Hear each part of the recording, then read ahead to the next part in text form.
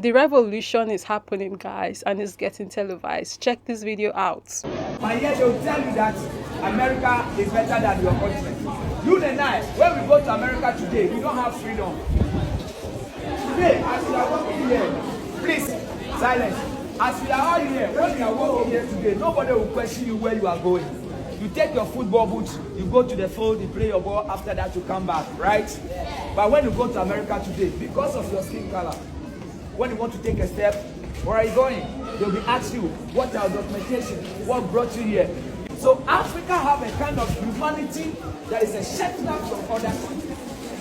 But because of the brainwash of telling us that, oh, we are better than them, we are better than them, we all assume that America and Europe are better than Africa. But I'm here to tell you that America and Europe are never better than us as a continent.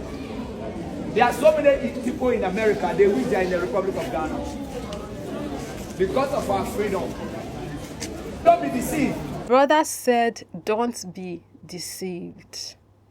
Man is out on the street doing groundwork with the kids. This is currently happening in Ghana. This brother's name, I believe his name is Soja. This is his page on TikTok, and he's taking it upon himself to do for the children in Ghana what the educational system has refused to do for them, which is to instill in them the spirit and the mindset of African unity, self-love, and Pan-Africanism. He goes to various communities and schools doing this. I want to go to, we have people who are selling their property because they want to go to America. Yes, a lot of parents are selling their property because they want their child to go to America. Never and ever in your lifetime you try to say you are going to sell your property because of someone's continent.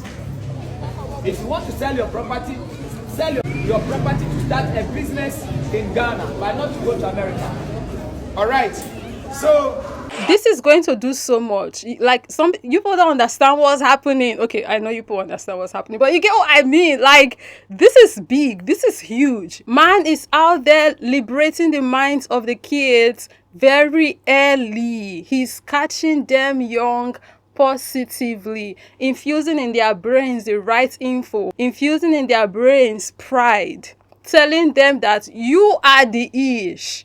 You don't need to look outside of yourself. You don't need to look outside of your people. You don't need to look outside of your continent to get to that place you want to be that person you want to be. You have to look inwardly. I love it. I love everything about this. And I want to see this on a more greater, bigger scale across the continent. This is what we need. This is the revolution, guys. See, what this is going to do, right? If we continue like this, if we have more of this, is a situation where we are eventually going to have a generation of people who are of the mentality, the mindset that they have to build here. It's going to totally kill this mindset of we have to run away to go look for greener pasture. The greener pasture, that's a pasture. English not go fit me. The greener pasture can be created here. You don't need to run away from home to go and look for greener pasture. And another reason why I love this and I want to see more of this across Africa is that it preaches and fosters a patriotic mindset.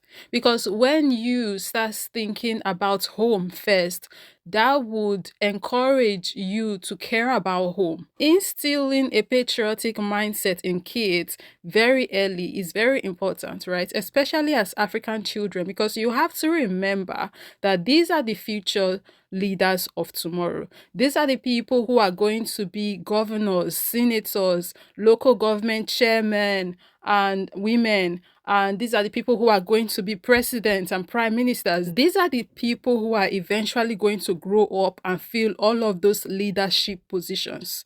Now, if they don't have the right mindset, it's going to be a problem. We are at a very dire and sensitive time in our history as Africans. Hell, when have we not been in dire and sensitive times, guys? It's been rough for Africans. It's been rough for us. But right now, things are looking up. All we need to do now is play our cards right and everywhere goes stew. What this brother is doing right now, if we implement this on a bigger scale, we are going to have more of Ibrahim Traorés than Bola Tinubu.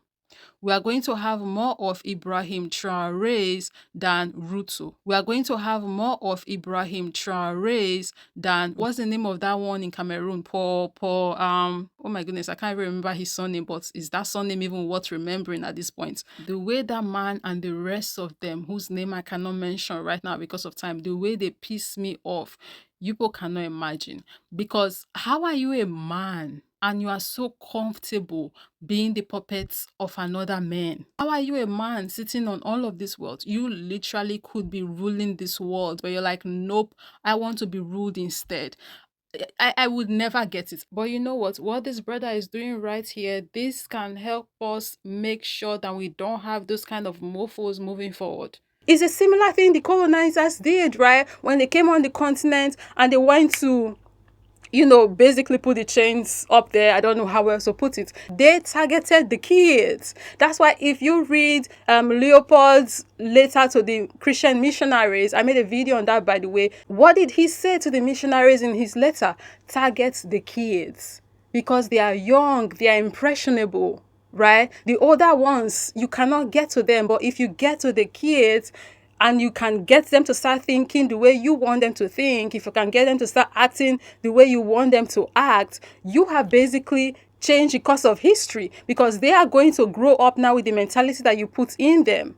Whoever is in control of how kids think, not only are they in control of how these kids are going to act, they are also in control of what the realities of these kids are going to be.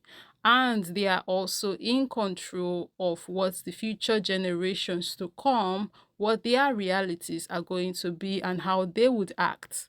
Because guess what?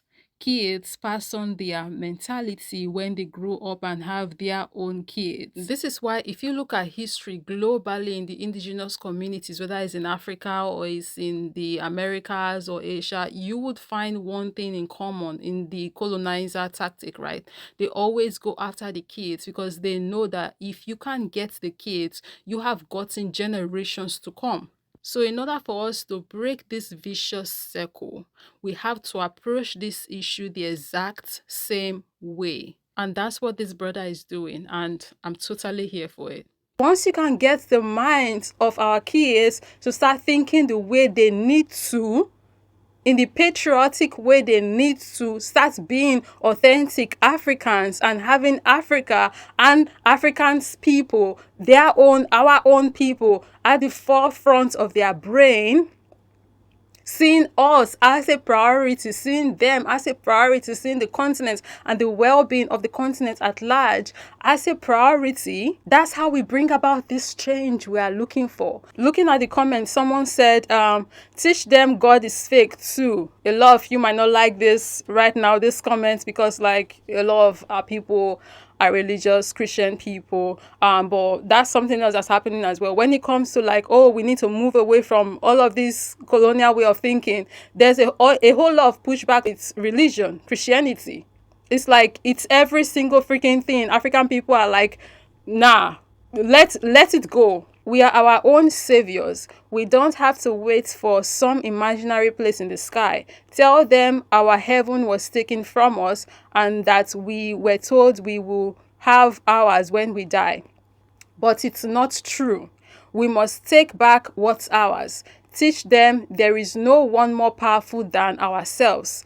Don't let them take our power. Someone else said I will start mine in Nigeria soon. I think this person meant how I wish I experienced or went through this when I was little. Me too. Because having to do this whole decolonizing and deconstructing thing on my own, as I can imagine for most people, it wasn't easy. It took years, right, for us to eventually free ourselves, and it's a journey that we will do for the rest of our lives even. Thank you, comrades, for this awareness. I will do the same here in Sierra Leone. No matter what they say, no matter what they do, it started already and there is no going back. Africa must be free and Africans will be free. Let me know down below in the comment section what your thoughts are. Thank you very much for watching, and of course, as always, I'll be catching you in the next one. Bye. Try to do what we can to protect our good leaders, to protect the continent we are living. Africa is a beautiful continent. They deceive our forefathers, they deceive us. But we shouldn't not allow our children to be deceived. Let's go be educating our children about the continent, the good things about Africa. Let's go around and be talking about the unity. I made this my friends. They are from Uganda, Cameroon, and Nigeria. As I made them, we were having talk and everything was fine. And I say, we are all Africans and we need peace. We need unity among ourselves to save our continent. Africa must unite. They shouted, the time is now.